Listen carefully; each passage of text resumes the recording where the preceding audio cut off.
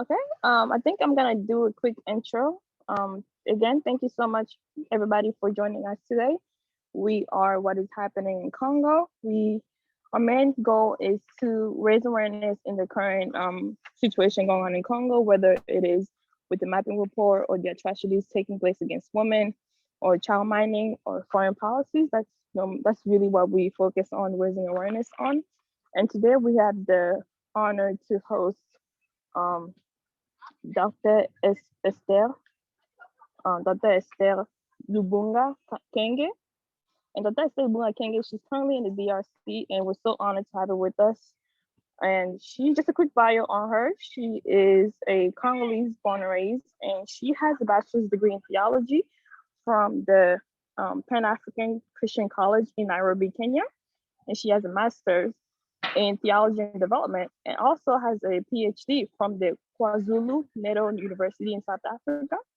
And she's very good. She currently lives in east of Congo, Bukavu area, and she does a lot of lectures regarding what's going on in Congo, specifically with women and what's happening to women in Congo. She has written books and published several articles in quarter journals, and just giving her expertise on what's currently going on in Congo. And she currently works with women and does a lot of missionary works with women and girls who are abused in Congo. So basically today we'll be discussing the atrocities taking place in Congo against women.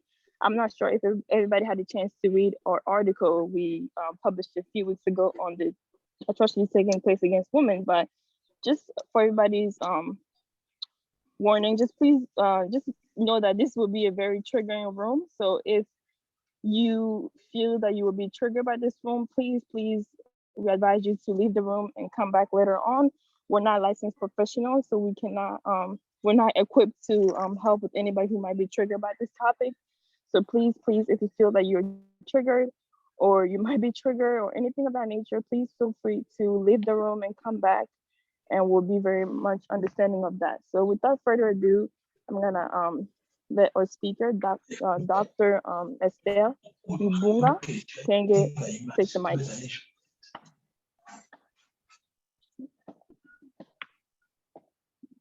Dr. Esther? Yes. Yes, you can go ahead and begin. Okay, thank you so much. Hello, everybody. So we have already introduced me. I'm Esther Lubunga. Today, we are going to talk about the violence against women in the Democratic Republic of Congo. So the Democratic Republic of Congo, for those who don't know the Congo, it is among the largest country in Africa.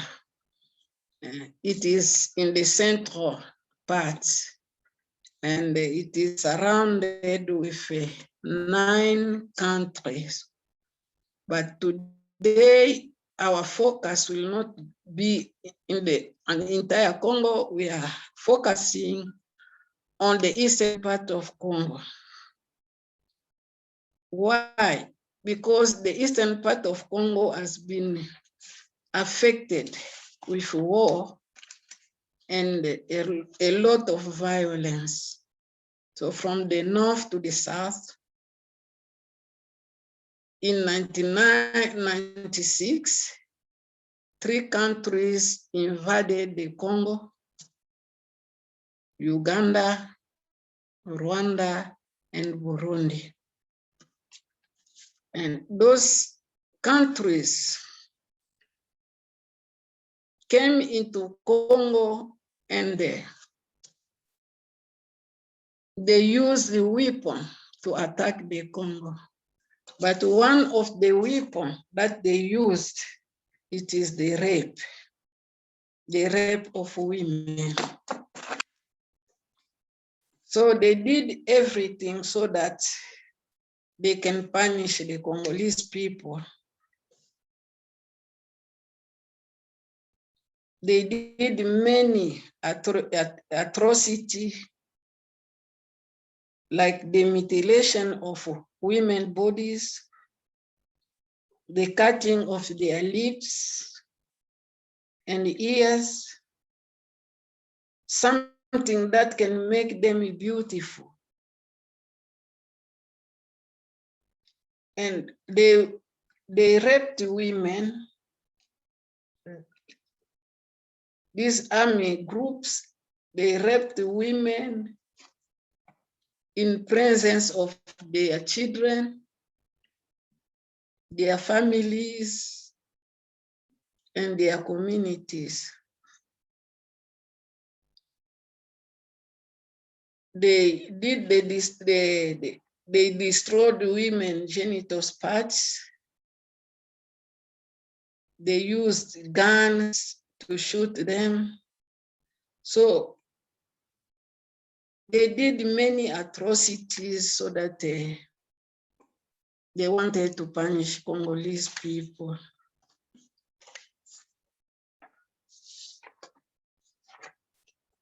And apart the atrocity they did so that they can punish Congolese women, they also did it so that the people can leave their places, their villages, and go to a different place so that they can loot or they can dig the minerals.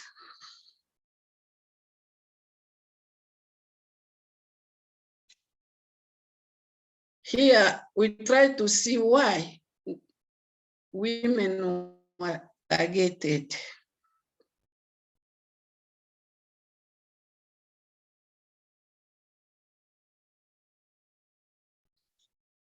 They wanted to remove people from Congo so that they can go other places.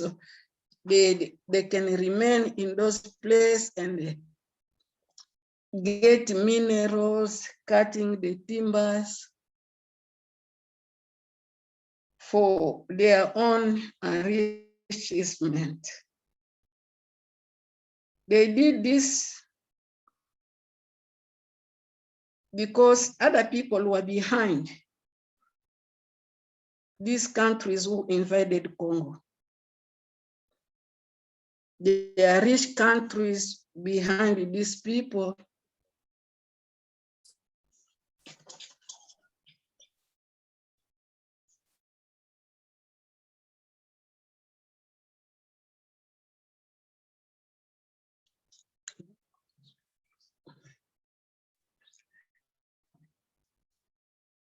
The state of women in Congo became very difficult because women who have been raped, they feel rejection among their people, among their families, because in Congo, it is hard to talk about the things that are related with sex. It is taboo. You cannot talk about sex. When women were raped, they are not allowed to talk about those rape.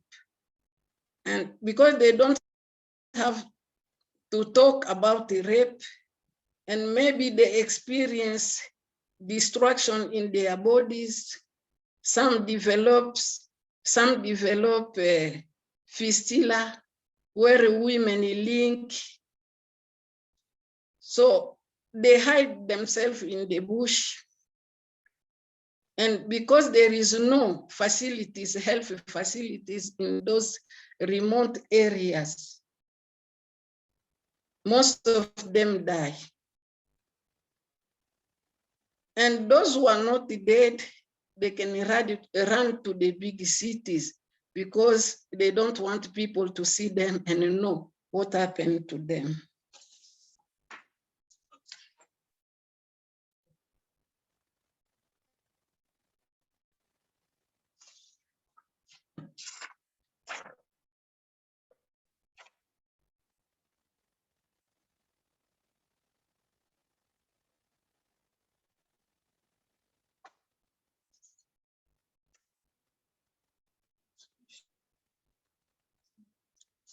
Is there any solution?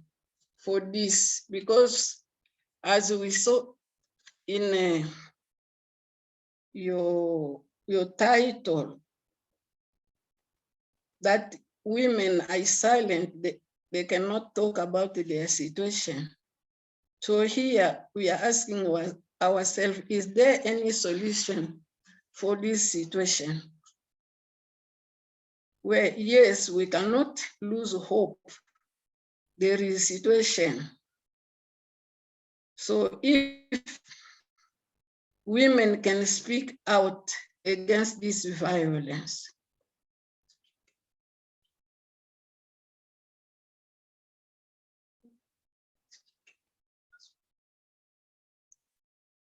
because many women in Congo don't write.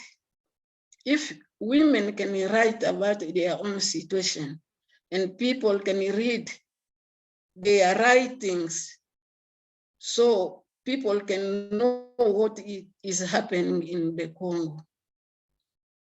If they can talk, they can have some leaders, women who are leaders, and they can talk to the government to stop the war. The other situation that can help me to find solution is to disarm all the armed groups, to cultivate a culture of peace and a non-violence. Because people don't talk and the culture does not allow them to talk, nobody can stop the war. But if they can be taught so that they can cultivate the culture of peace, maybe this one can end.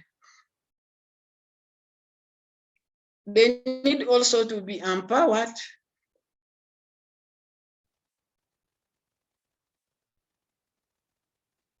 in getting big position, the position of leadership, in order to defend themselves in what is going to in Congo.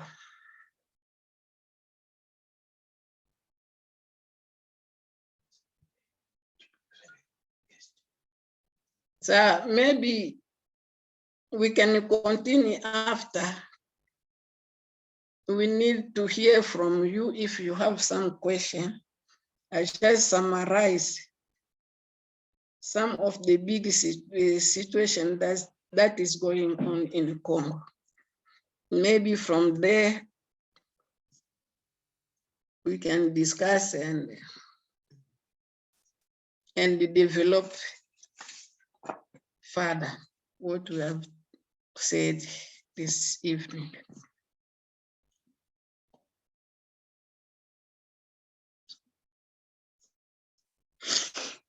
If you guys have any questions, feel free to leave it in the chat or unmute yourself and ask. If not, we'll just keep going with the meeting and we'll let you ask any questions later on.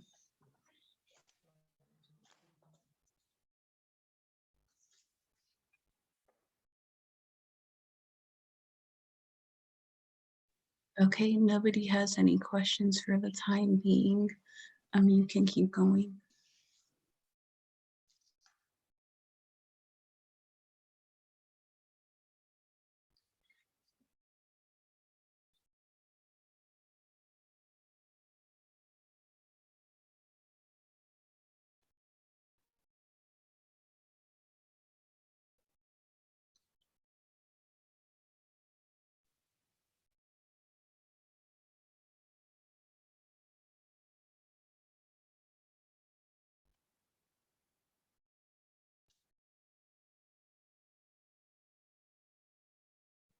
I've got a question, if I may ask.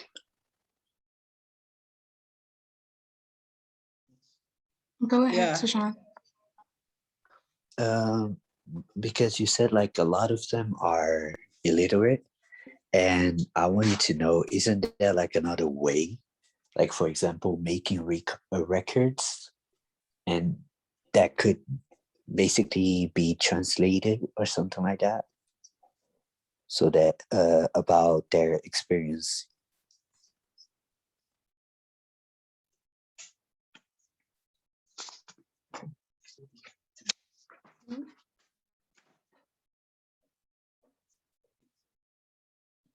We can't hear you, Dr. Kenge.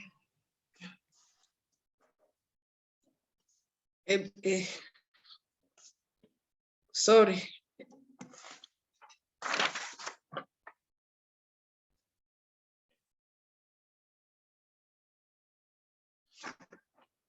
The culture of silence. If I understand your question, it is a culture of silence, not a illiterate. In Congo, we girls are raised not to speak, not to speak before men. Women are raised so that they can submit to the men. They can be women who have been educated, but most of them, they don't have a word to say before men.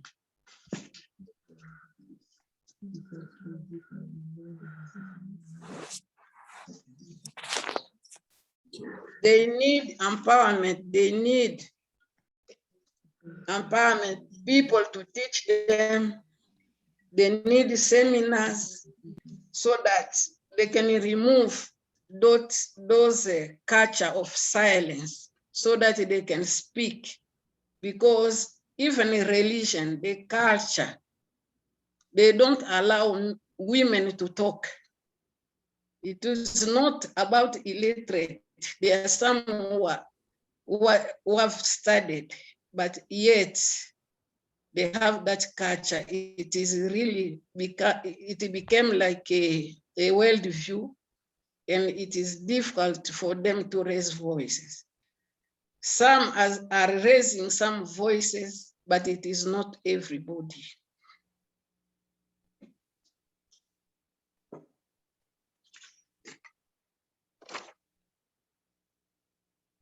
Thank you for the response. There is another question that somebody asked in French in the group. He asked the question, is the government pretending to take actions? Yeah, the government is trying to take land, but not much, because the war in Congo, this civil war started in 1996, but still the eastern part is plain full of militarist group. And we don't see really the action from the government, because people are being killed, the people are moving from their places to different places. Some are in the bush, the children are getting sick, the children they have malnutrition, and the government is not doing anything about this.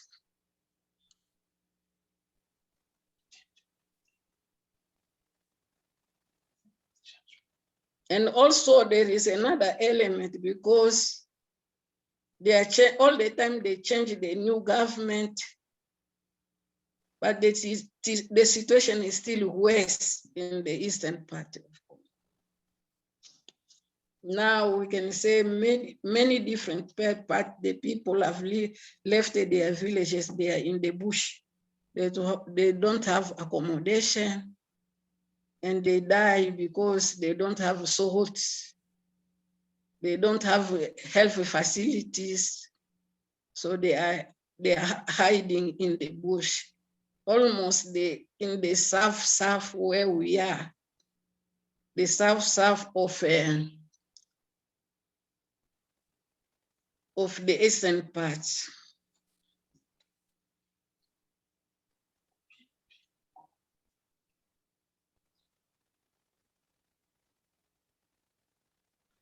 Somebody asked, est-ce que le gouvernement est complice?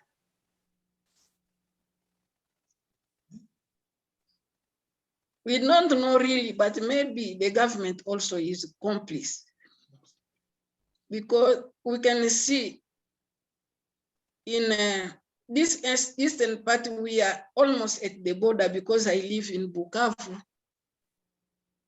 We can see militaries from Burundi crossing to Congo, and they go to those high mountains, and militaries from Rwanda crossing from Rwanda to Congo, and all those people are in the mountain fighting, raping, looting. And we don't see really the government doing something in this situation. It is not only Rwanda, but also Uganda.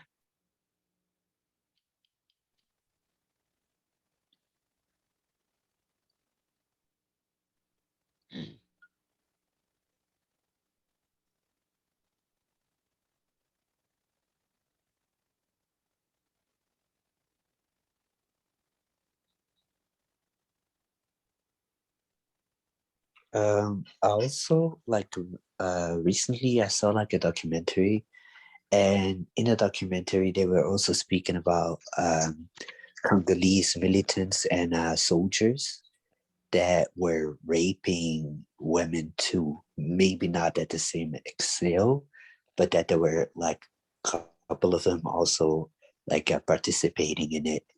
And I wanted to know a little bit more about that too.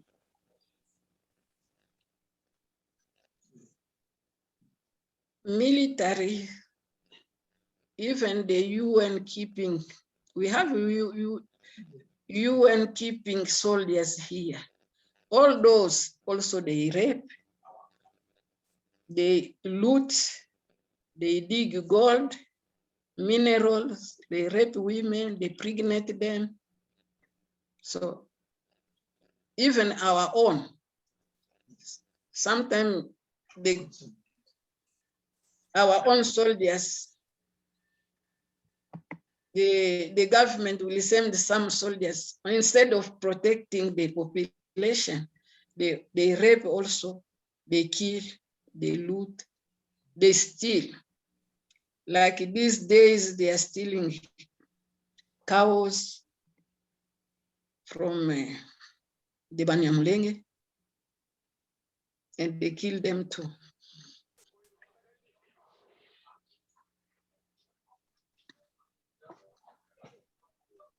Someone's asking, est-ce que pour défendre, il faut répondre par la guerre? Sinon, quelle serait la solution pour arriver à la paix?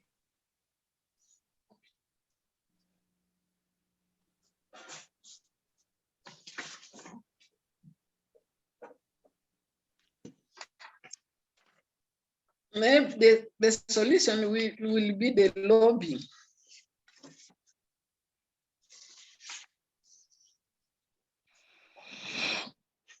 Lobbying, talking, like what we are doing today.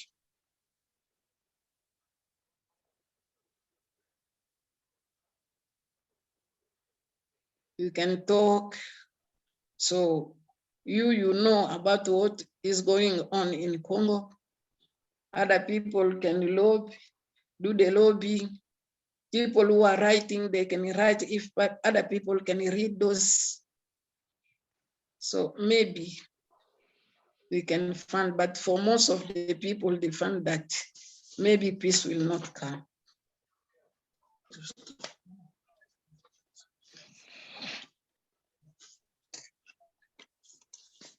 To stop also war, this conflict, but I don't know, because the government is not involving much in this. We don't know what we shall do.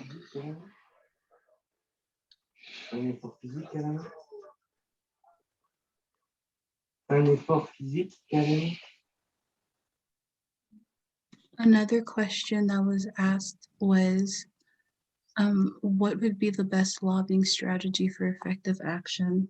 from those of us in the diaspora?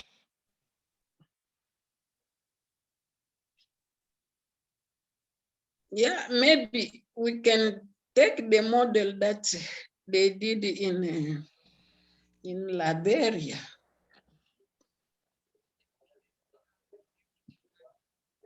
The Liberian women stood together and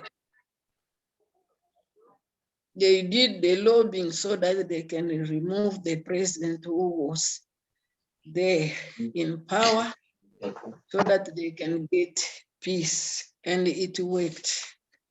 But I don't know with the dictatorial government, the women able to do the lobbying.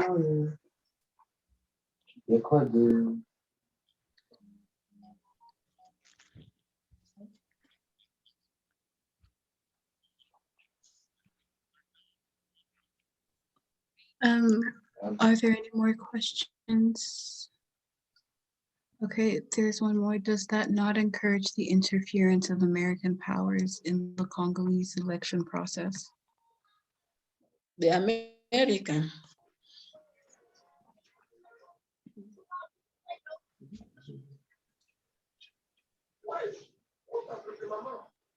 We don't see the American,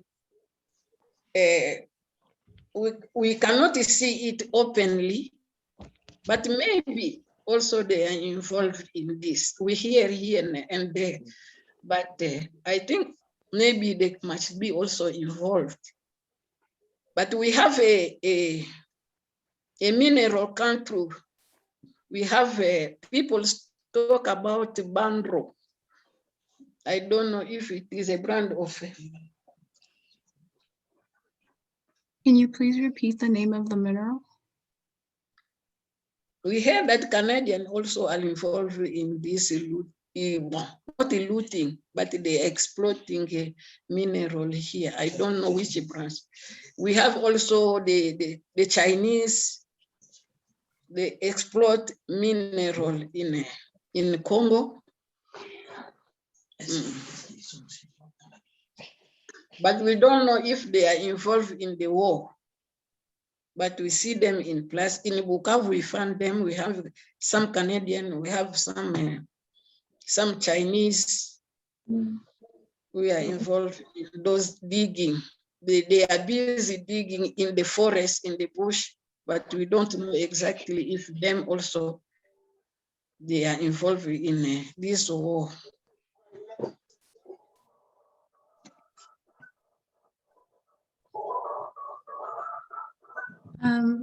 Thank you for your questions. I think we can move on to the next part of this.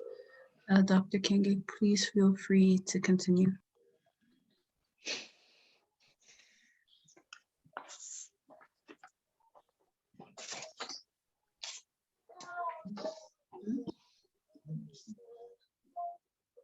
So I think we have summarized how the war came in Congo, but I did not precise in the beginning what happened. In 1994, they killed the president Habyarimana from Rwanda and the president of Burundi, and these people who killed the president Habyarimana and the president of Burundi. So the Hutu in Burundi started genocide in Rwanda. So when they started genocide in Rwanda, most of the people in Rwanda ran to Congo.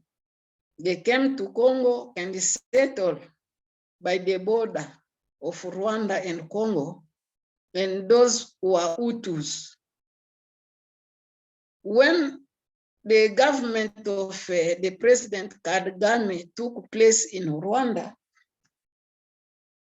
they wanted to push the Hutus who are at the border and push them inside the Congo so that they cannot go back and fight them. When they came to Congo with some rebels who was Kabila at those times, they took him and they went up to the Kinshasa and they took almost all the Congo in control.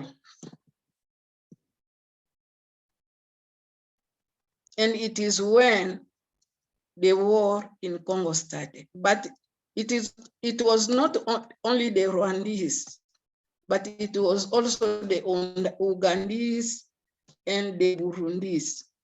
When they entered the Congo, as we said it in the beginning, they wanted to punish the Congolese people, and they started raping. Since those days, until today, we have not have peace. The people suffer a lot in the Democratic of Congo. All the infrastructures, all the facilities, all the industries, all the hospitals were destroyed. And since then, we don't have industries and people live in severe poverty. People don't have job, apart of some organization we have, but we don't have a company. Only one company we have all. It is just that has produced beer. Apart that one which produces beer, we don't have other industries.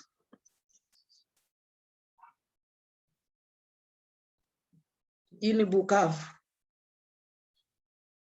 the only that makes that even other places in Congo, in the north of Kivu, or in the south of Kivu, we don't have industries. The only one we have, it is only that one that produces beer. The situation in the Congo is really terrible. We don't have hospitals, we don't have roads. All the roads have been destroyed. We cannot go to the rural, remote area. People walk to go to their homes. They can do 400 kilometers to reach their home area.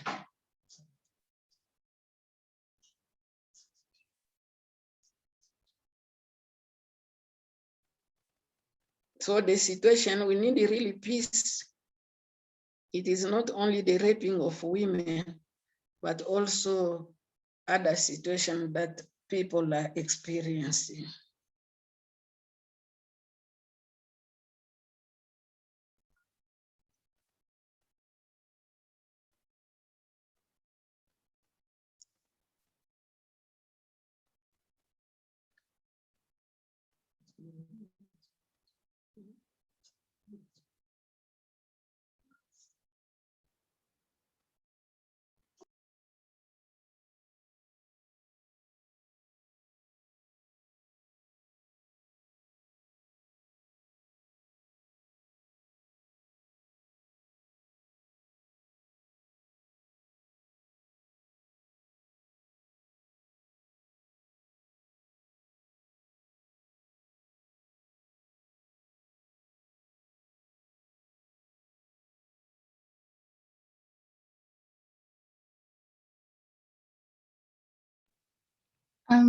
You've muted yourself, Dr. Kenge.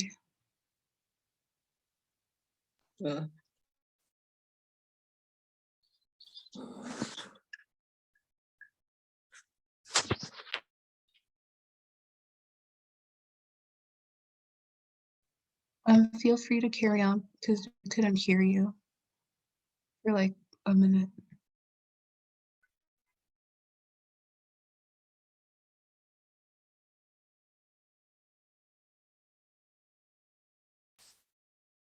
I think people can go on with questions.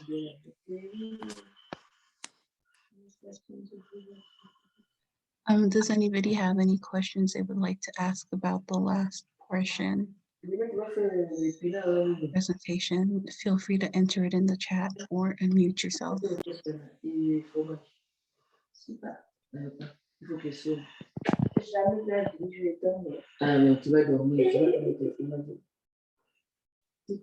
If there are no questions, we will proceed.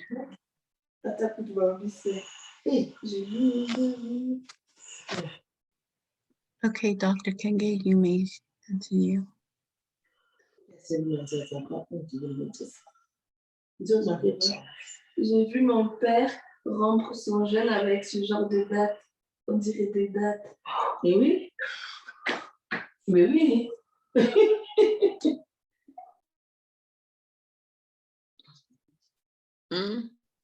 I don't think that there are any more questions. That person was unmuted. You may continue with your presentation. I think I will end it here for today. Maybe we'll continue another day. But we are happy that you started this with what we are doing today. Maybe people will know what is going on, and maybe in your side, you can also make a difference from what is going on, and maybe one day we'll find solution of total peace, and people can enjoy what God has given them, and do what they used to do. Can you please share any of the testimonies from the ground, as well as how you work with the women that you encounter that came from those situations? Yeah, we have some testimonies. We have a friend. We have seen also those which is happening now, like these days. My husband is the bishop of the Free Methodist in Congo, and we go almost around this is South Congo. So we have a bigger church, and most of the members of our church are in the bush. As a Methodist, we have what they call conferences. We have 5 conferences under war, and they are in Iran. They have left their villages, and their villages were burned out. They live in the bush. They have some schools in those areas, but nobody can go to school. They are in the bush. Women are giving birth in the bush. Children are getting malnutrition, are becoming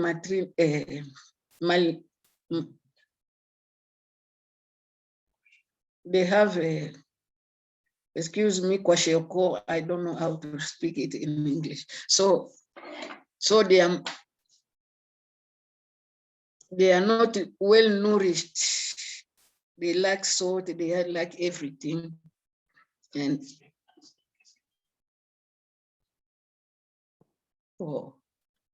so now, because of those situations, I used to go to visit those women who have run away and try to encourage them and try to give them hope that there is still hope. And if we have some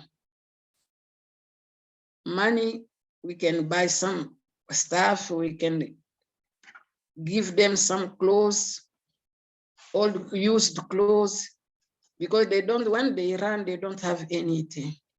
So we give them some money, not money, we buy some stuff, food, some salt, and we give them.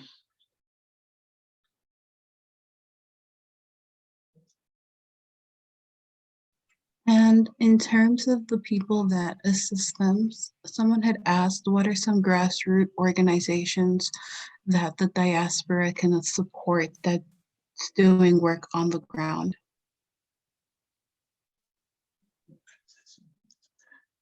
We have some organization that go there, but we work as the church. But even though they have some organization, it is not really enough, but they can make a little bit, they can make some difference.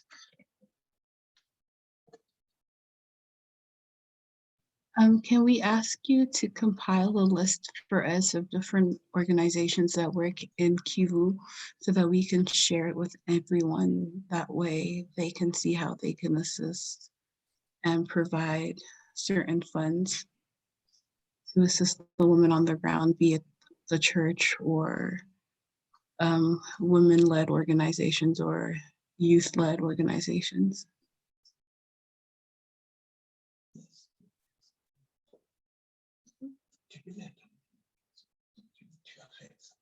We have some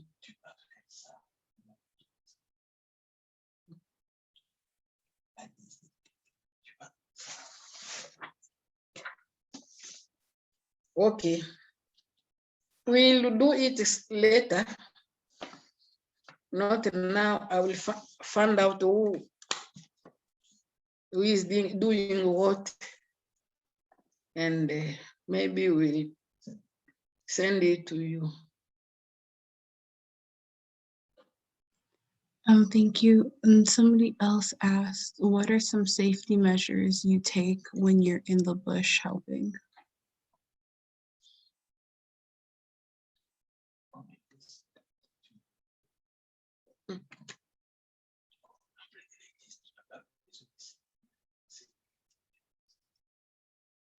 Well, it is a bit risky, but as a church, we just go.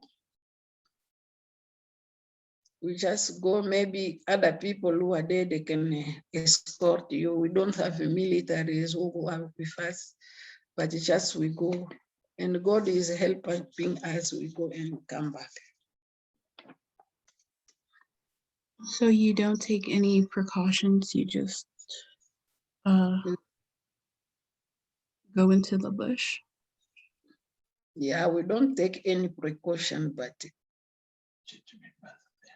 maybe the members of the church who are there can come and meet you on the way and you go together.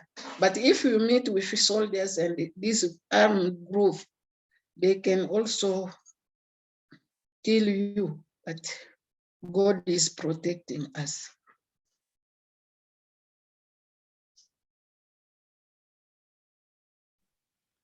Thank you for answering. Are there any more questions that you guys would like to ask?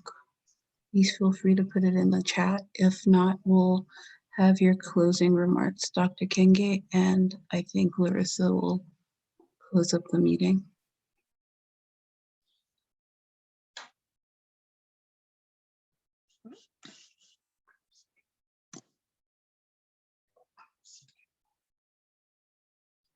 Just my closing remark will be that you continue with this, and we say thank you so much for calling us to share a bit about our experience and what is going on in the Democratic of Congo with women.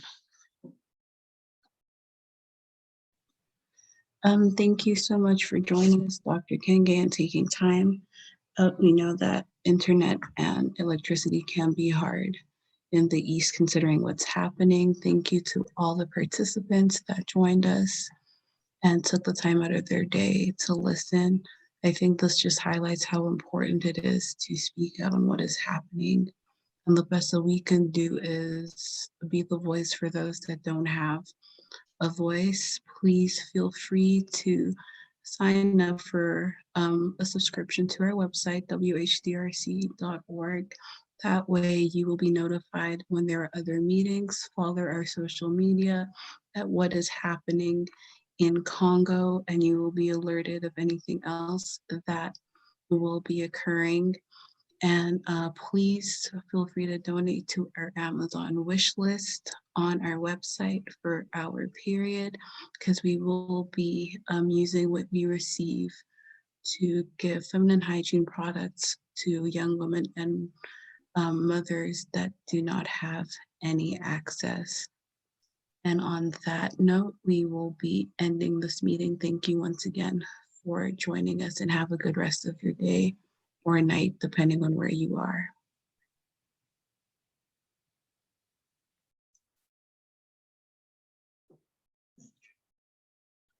Thank you.